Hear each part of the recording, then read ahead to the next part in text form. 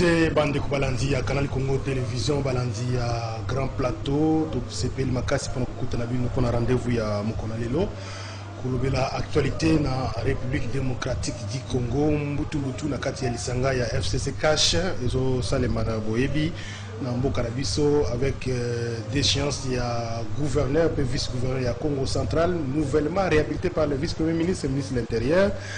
Qu'est-ce qui se passe exactement na kati ya lisanga na pouvoir babengi coalition FCC Cash tukolobela yango na kati ya émission ya mokona lelo construction anarchique bongo na rond-point Kabambar na bon marché na député provincial moko azotonga kuna place sengeli ko tonga mate tukolobela ngopela kati na émission ya mokona lelo pe boyebi mwana mboka Kondo Belvis Kuku azali moko na ba MLC âgé ya centre hospitalier Vijana asila ki bongo kundama déjà si manaliwa na yewe ezalaki bongo causer garde du corps ya Doli Makambo ministre provincial intérieur wazali actuellement na makala tokolobela na kati ya masolo ya mkona lelo to yambi bongo mwana mboka Sylvestre Bilambo azali président communal ya MLC Barumbu. Sylvestre Bilambo mbote ndeko lios.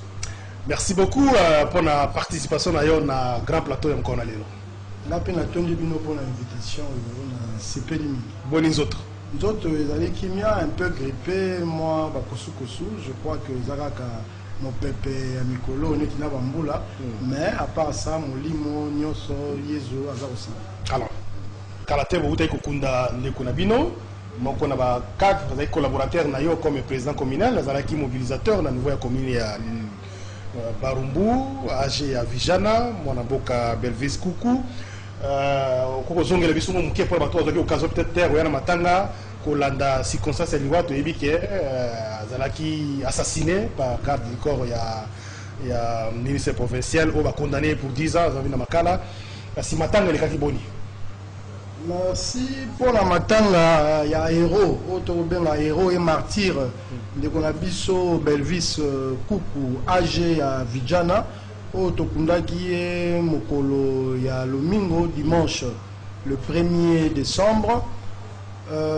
Na ko remercier tout d'abord population congolaise mobimba peuple congolais na ndenge accompagné qui matanga oyo dès le départ na la condamnation de part et d'autre justice militaire pour babomaki mokolo le 30 octobre un mois durant totika ki libota ya Belvis te totika ki ba minganga te to accompagné qui procédure wana ya ki na procès à flagrance qui no ba condamné 10 ans ministre provincial o azala ki penda tolo bana kati ya likambo yango na ba garde na ye oyo ba betaki masasi bazio a perpétuité ba chauffeur na EP mosombi to spoliateur ya mabele ya l'état o Belvis akufeli intérêt à mboka. Alors mokolo tobimisaki yango samedi le 30 la mama emo base ya MLC ya ville ya Kinshasa mobimba ya Barumbu ezalaki wana et accompagné corps tina quartier na ye place azalaki kofanda na cité Gama na quartier na cité Gama na ba immeuble on a tra la bon marché entre temps na invitation de quoi et puis to kei na centre Vidja la place azalaki administrateur gestionnaire adjoint chargé à logistique oyo tokaki ba témoignage moko émouvant oyo lelisaki sous bato makasi parce que bango ba vivaki scène wana ya kobeta masasi lokwa ba otala film projection donc ba médecin ba sengaki pe que centre hospitalier de référence Vijana ezo elata kombo ya Belvis Kuku oyo akufeli ko défendre ses intérêts à bien à l'état. Après wana kufili wa mobilité ba beti ko beta ba martyriser ba beti ba cross kino ko beta masasi na miso ya ba collègue condimataire un jeune homme de 33 ans à fleur d'âge na ajo yezo bandaki mission to clôturer mission na ye. Donc Belvis a koufeli haut la main, donc vraiment l'intérêt à défense il y a bien de l'état koufeli ko défendre bien l'état. Oh ba ennemi oh bateau le stade qui va censé pour protéger pour battre les ba sous baja à l'état de ba bomi. Donc ezaki loko moko pasi somo émotionnel na koloka ka témoignage ya bandeko ba ki wana.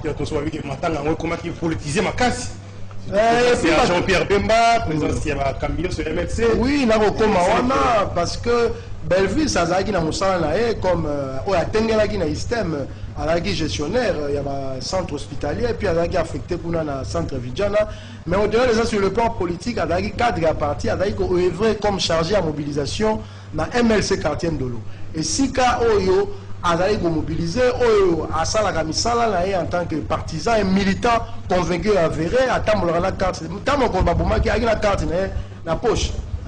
Donc, ils ont une récupération, ils ont la militant fourmi moneno abisso, il y a Koufi na front, la lutte, il y a intérêt, il y a peuple, il y a idéologie, il y a fourmi, il y a MLC. Il y a c'était comme un seul homme, le parti, le mouvement de libération du Congo est représenté par la plus haute hiérarchie. Tout le monde a une présence, il y a président national, Jean-Pierre Bemba Gombo. Tout le monde a une présence, il y a maman secrétaire général F. Bazaïba. Tout le monde a une présence, il y a président interfédéral, il y a Villa Kinshasa, le sénateur Valentin Guérengo, à Akiwama. Tout le monde a une structure à partir de la Ligue de jeunes, la Fédération à Lukunga, la Fédération intérieure à Maïndombe pour la originaire à Maïndombe. C'est quand même important que la mobilisation soit mobilisation parce que tu as accompagné, tu as dit pas si, ils sont à fleur d'âge. L'objet a évité ceux qui Belleville, c'est le comme dirigeant Mboko, le premier président de la République, tout premier ministre, parce qu'il militait dans un grand parti politique. Les alliés du Cambouya Roussaka, qu'on soit cadre, il y a un MLC Barombo qui est mobilisé comme un seul homme. Et puis, surtout, il y a parti, la ville à Kinshasa, appelée nationale, et bon côté, bande copé, assis à côté, na Kunda, dans Walita, par rapport à la condamnation, il y a ministre et intérieur provincial. Est-ce que pour Monique c'est mérité? 10 ans, ça va. Est-ce que pour Monique, il faut continuer? Et tout le monde, autorité, qui est impliquée dans la paix concernée, inquiétée par la justice, tout le monde est dans les réseaux sociaux. Par exemple, le ministre, bon, victime, il y a Pamba, qui est véritablement c'était le gouverneur, semble-t-il. Bon, ce n'est pas encore confirmé, mais le document n'est pas. Est-ce que pour moi, les condamnations à Vodou Makambo, ils sont quand même à la hauteur, il y a assassinat, il y a des gars. Si mort et à Belleville, c'est gros qui ne dépend pas parce que c'est un héros. Et un martyr pour intérêt à Moka. Et dans une nouvelle ère au Ebandi. Et Zali, que combat au Belleville, nous continuerons cette lutte qui nous va continuer sur Baébake. Sauf que Zali na parcelle d'autorité Moko Mokoyo. Et Sengalité ont outrepassé mesures. Et Sengalité ont légué là, va pouvoir va passer pour garder, ou assurer bien l'état pour fonctionnement à Moka, au sein de l'école, au sein de la peuple, au comme au sein de pour l'intérêt privé individuel pour la Kanyaka, pour exploiter le pouvoir pour des fins autres, au Sengalité au salaire. Ils ont reçu un ordre. Quand on écoute un bureau, on a un ministre qui a makasi, il y a service, il y a l'État, il y a sécurité, c'est parce que l'autorité qui a pouvoir, mais les colons, le console, le colon, il y a mis solo, il y a mon qui détourné à l'État, il y a un lobby, il y a un lobby, on a la gouverneure, on a la ministre nationale, et on a la chef de l'État, personne n'est au-dessus de la loi. Mort, il y a Elvis Koukoyo. Tosali a un sujet d'exemplarité. Au Sali Mabé, justice il faut dans l'indépendance et quand il y a un peu coup de chapeau dans la justice militaire.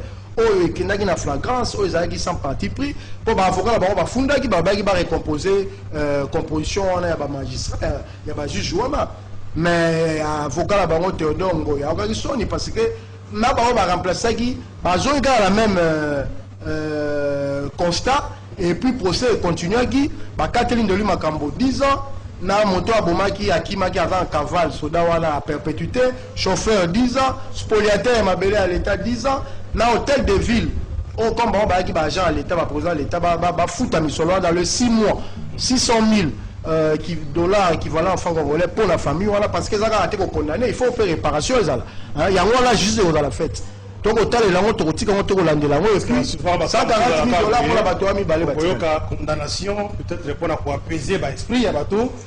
Kalata, comme on va continuer recours, on va revoir condamnation, peut-être on a liberté provisoire. Évidemment, ils ont droit à condamné à bénéficier de la liberté provisoire, mais bozo banga te que tout comme le scénario wana ndeko Liwoso zela bon c'est fini, c'était peut-être pour apaiser cette tension. Ça la biloko parce que peuple a éveillé si ko to ina temps où il y a éveil patriotique to habite to la temps la mukate to cha peuple devant ses responsabilités yango wana omoni bato baza deboulé o Belvis babomi parce que a télémelaki ko bo ya spoliation ya mabele à l'état comment ya peuple congolais ba congolais nini et ezali comment moko monene o il faut ko associé à une prise de conscience collective.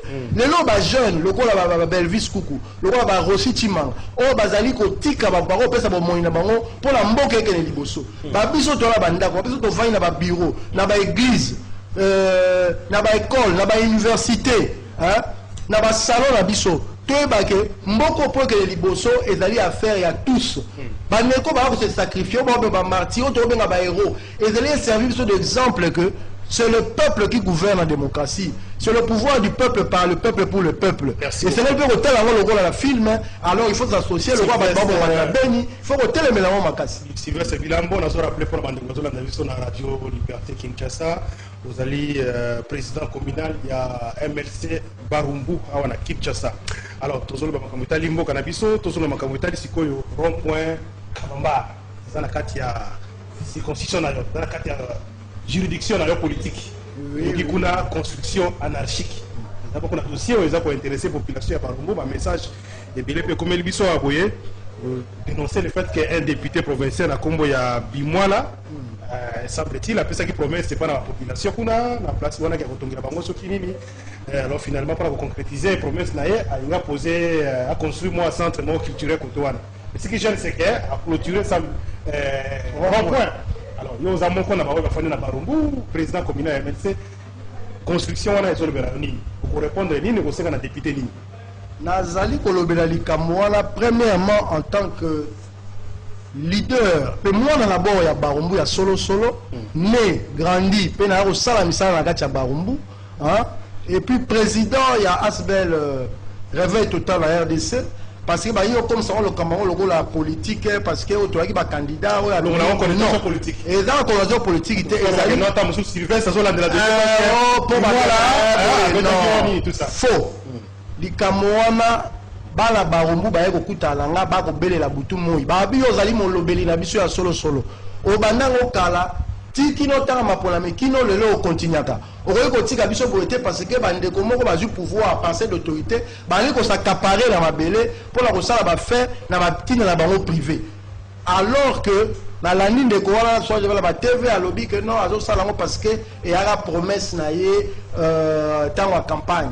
Mais voilà les alliés espace vert et là si il y a liba bien l'état wa yoka ina beaucoup mesre ba pesi mabele non et si ka wala ko tonga te on peut wala o kanga ngo visibilité o tonga en matériaux durables o kangi brique et avec si ka yali biloko moko précaire o ko ya ko sala soit des araga mais bon la daipe na o teka ba makina na rond point victoire bo boche mo encadrement démontable rapidement lobi le boche lobi ekei mais construire en dur comme ça au cours ça va ba mobi na cheli commune soki comment chef du quartier bureau au police na tongoli police a conteneur na wa ba caniveau ya mai zo koleka wana lelo ba mbula zo betaka butu moya wana mois décembre refulbe zo zongelaka bandeko na biso quartier ndolo mai zo kotonda ka wana hein to bisi ndeko soko za la projet ya kosala espace soki lieu culturel bisika ko louer ya bisika ko sombe ya ko s'accaparer parce que ya mabe ezawa azali député alinga poser acte. Est-ce qu'il faudrait-il pas condamner par exemple le bourgmestre, peut-être ceux qui sont nouveau bourgmestre, au niveau il y a ville, au commander l'autorité de l'écolo, à qui a 5 PC place. Mais il y a un autre pas décider. Mais il y a un anarchique qui est mondial. Mais quoi a couffé le Belvis, on continue le combat. Nous avons besoin de couffé à Belvis. Pour la constitution anarchique, nous sommes dans 4 à Vidjana. C'est-à-dire que bateau dans le conscient de vouloir satisfaire les besoins de Bango, Bago ils ont pouvoir comme le roi et le roi camaraderie. Parce que nous avons la FCC, bourgmestre voilà, PPD FCC, alors, bah on s'en makamna ndenge, oh, et le peut-être que ceux qui ont bourgmestre, aux alliés députés, aux alliés ministres, que si quand on sécurité faut que nous retourne na ba plan urbanistique, na ba cadastre. Et si depuis que Barumbu est là, la 1968, on a 58 59 fois la commune, hein? On n'a jamais construit là-bas. On leur a dit clairement que ce lieu-là, ce n'est pas construit. tout ça moi période à moi football ou moi écran géant bah tu vas écouter précaire. La démarche, tout d'abord, est-ce que possible interpeller chef de quartier, chef de quartier, elle l'interpelle premièrement, parce que nous connaissons le dossier. Il est appelé à être conscient sur ces faits-là, parce que tant chose à matin, peut-être il y a avant la Gombe, avant il y a Barombouté, au député, mais il est avec la population à tout moment. Bandeko baye la mécanisme na bango baye bindeni ba communauté la population parce que ba vota ki kuna nazaye ko yebisa yo confiance ata fani na Gombe mais ba population ba ya wona ko yebisa yo ba rombu ayebi ba oya ye naturel ezali ba montage te boyena ba photo ba sopi na bato wana pe bo voter montage non o aza ko lobaka e parle ba rombu aza ko yoka na bandeko ba ali sima ya ndeko bimola o ba coacher na erreur wana ba yebisa e polele aza ndeko na biso ya vila Kinshasa et tout ça atika makambo wana soko ya besoin sala nini marché bolingo sala ba memo bolingo sala to ko lobela ya makambo ko ya na bisa tele ko na étape ya ko exhorter to ko lobela que construction wana esika wana esengeli bongo te soko ya besoin ça espace culturel aluka esika o esengeli mais la rond-point wana ko kanga rond-point bo te pour na ko luka adresse mo so question est-ce que possible moi le bourgmestre chef de quartier bango ba lobini chef de quartier à monani parce que moi je te rapporte d'abord ce qui est fait. Bourgmestre, c'est que les gars ils ont bourgmestre dans l'écran, dans la chaîne. Les cas qui sont disant dans le bib, après c'est autorisation. Après c'est autorisation ni ne repèse dans les sikawana. Ngai na ronke no kuta na na ragi na matanga, mais na sika matanga moi tout sur yagite, ba membre ya association ba kena kuta na ye, après ça il réponse moi il va dire le bib ayeba ki makamwa na te. Mais ba quand la monnaie la TV à le bib c'est lui qui a autorisé. Alors on va entrer qui nous démontre le document. Oh, ils ont fait ça, puis on s'en la psycha. Merci beaucoup. Sylvestre Bilambo, président communal et MLC Barumbu, et président Réveil. Président, il y a Asbel, Réveil total. Réveil total. Oui, il y a une prise de conscience, il y a Montonio sur le Sika Zaleli. Ah, il y a la fin utile pour la progrès en Boka. Par initiative. Oui, la militaire. Ils allaient bien. Bala Barumbu, bien. Lutte contre Bakuluna, lutte contre la corruption. Prise en charge de soins médicaux, la salle de soins médicaux est belée, la commune a vraiment gratuit pour la lutte contre la malaria, pour que ça va kisi, ba mino, na bandeko, oh, ya ba la mikie, pe mikolo, pour la lutte contre la malaria, et puis toujours côté la sensibilisation sur la bonne gouvernance pour la mboga et liboso. Il y a un autre côté, mais la oh, nyoso, et là, il y a un côté, il y a souka, oh, il y a politique. Makambozo, le kana coalition, FCC cash. Oui, bazo kangambo kana biso Congo démocratique République démocratique du Congo eza ko bangisa mwa mingi na mikolo to komi nango lelo yo boye toujours comprendre tête ko zo kende wapi et finalement qu'est-ce qui va arriver dans notre pays pendant que nous sommes dans posa que mboka et développer changement ya solo ikota na musala ba no se pesa belé ba promesse zo pesa belé mais finalement réalité eza mususu na terrain. Éviter ce que les gens ont panier à ménager mikolo ndenge nini ba talo ko mati et kobe ba fufu et mati tout et mati mafuta et mati alors finalement bino ba leader d'opinion bozoke ba nangote bozoke de toro ba politique siko boza trop accroché ba politique mais ouais ezali ya ba fait ya société bozota la monte mapa au moni quantité comme muke ya kana journée au boignon se ont changé. Surtout, c'est la comparaison, il y a 3 mois. Est-ce qu'ils ont pris il y a 3 mois, ils ont pris les lots ou bien ils ont double dollar les hommes pour l'opinion. Non, tendance c'est ça. Un bon politique, le roi Abisso, en plus économiste de formation, tout l'année la Magamwa, il a la carte à nous tout l'Abisso. Parce que tendance c'est qu'il y a la hausse. Équilibre. Équilibre macroéconomique et na batanga ba forte demande ya Soukaboué et la tendance ya komata et puis politique comme ezali élément moteur il y a gestion ya mboka et sengeli ba équilibre ezala respecté lelo bato ba la pouvoir o bengi alliance FCC cash eza ko rassurer te déjà ba déclaration de paya boyo kabunda loba oh bah on a géré bah oh kuna bah lo bah bisom tout gagner qui te ticket la moto stratégie y a une stratégie na bisom on va lo bah et tout ça donc au moment la alliance wala ezali logo la alliance moko très fragile et puis ils ont permettre bah opérateur minité bah économie na bah bah le bureau pour investir pour coach sa mission na mboka pour bah ya ezali pénal logo moko précaire donc tokomona que ata na kati ya l'Assemblée nationale, hein, tokomona otomani kuna na ba Congo. Congo central, gouverneur, gouvernement réhabilité, effectivement, dossier tout le bélango ya suka pona politique ya wana réhabilité yoki kaka lobby 3-4 jours après balongoli. Hein? Mais FCC déjà a annoncé qu'il est contre la réhabilitation il y a gouverneur. Avec il ça la union se balongoli va changer gouverneur.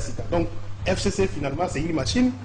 On néglige tellement la mission. Non, c'est pour dire que le deal, c'est-à-dire arrangement ezalaki entre numéro 1 à FCC Joseph Kabila et Félix Tshisekedi na kati ya cash peut-être avec Kamere et le reste il y a oba simana bango baza ko landa baza ko mi kotisa mobimbate na ba corps wana yango zo mona ba cassure wana o azo que les tendances o ka kabula lobi o ka baza ide peso bito lingi na biso susu alliance wana te donc dans mélange le ya mafuta na mai mafuta likolo mai na se alors ba base eza ko se reconnaître te alors que ndeko Félix dans une année passée dans la vaga la muka hein azonga lo baga base boy hein yango wana na mibendani na ko sala cash lelo la même base eza ko boya ba comportement ya FCC ba humiliation ba osala bandeko la bango cash président ko nommé boye monter le koto mona na Jekamine ba kota en place te hein au moment la jamais Kabula zongeli un mot langage ya rue à base abisoko bisote so biso telema balonga bo 400 ba bibali ba mai parce que so bo aller pali assurance oyo comme ya moto moko utaki na opposition ne bimaki yango la bino bo vandi après to sena bino alliance donc la gestion du pays ne eza ko senga te ba spectacle boy auto ko monde alors nous souvent les olika population des victimes biso ba population des victimes bino ba politiciens vous avez certainement se retrouver ma kuna bino vous monter alors que faire OK en tout cas moi changement est quota non on vous reculer oh les conséquences si pas avant groupe battement va se retrouver peut-être dans la poche mais en tout cas la grande majorité de la population parce que arrangement au salami au ya on a loba au za conséquences ya ba élection bâclée ba élection ratée au tokenagi na maponami il y a le 30 décembre 2018 ba résultat wana bimi et refléter réalité il y a masolo nenge salamaki te aspiration à peuple nenge ya ponaki ya wana bimité comme il y a eu des arrangements politiques à la hâte hein et puis bato ba mi kotisi nango au moment que bande kolokola il y a IDPS il se retrouve faut comme le quoi singala kingo pema parce que le pouvoir en réalité là maboko FCC yango bazolakisa na nkonyoso kosala ndenge makambo na bango ezali bego mercredi na Assemblée nationale député Moko député à Congo central Elia Boma advient Poba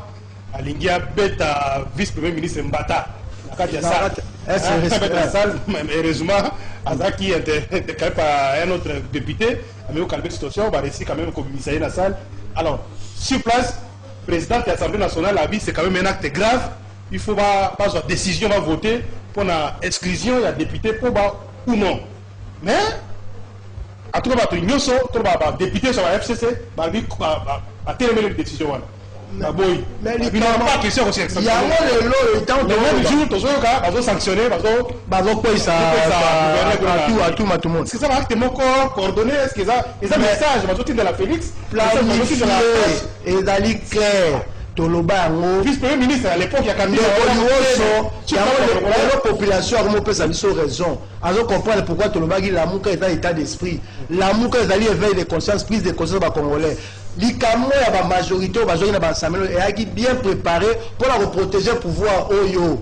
C'est ça maintenant les gens commencent à comprendre. Bah parce que nous soit disant le roi moi espace mo boka ici bino boko non mais en réalité pouvez pas la bango na ba assemblée provinciale na Kinshasa même ben bis ba bomaki ba suspendre attendre de code doli ma campo que nous samba même quand c'est répété qui ba robo ya ba protéger parce que la majorité FCC là ba parti mais ba kiaki à lokuta na assemblée nationale même au chef de l'état leur ba OK les promotion et tout ça c'est une évidence. Pour qui n'a pas député la poche pour la relation à pouvoir pour la continuité assurer avoir là-bas pendant 18 ans. Le peuple congolais il faut aïe bango. Il y a un biso lutte na biso allez toujours continue pour la libération totale du peuple congolais. Donc continuer à retirer souka rien ne peut plus se faire dans Mboka Oyo sans accord et FCC.